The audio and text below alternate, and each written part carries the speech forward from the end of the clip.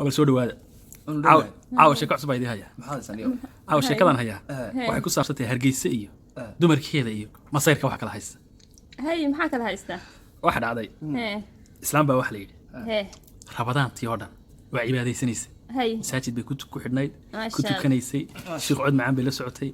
islaantii habeenkii dambe ayuun bay soo taagtay inay way dhagtay wareer wiilkayga kaalayo masaajidkaas igee kaas rabayna ku soo tukaday marka sheekada way idin soo booday islaanta waxay saaxiib yihiin iimaanka masaajidka tujinaya islaantiisa kadibna hooyo maxaa dhacay buu yiri oo masaajidka ugu tukanay waxay tiri sheekhi hebel ahaa saaxiibadii buu la guursadayo inaan la khushuuco mar rabe inaan la khushuuco mar rabe masaajidka haygi marka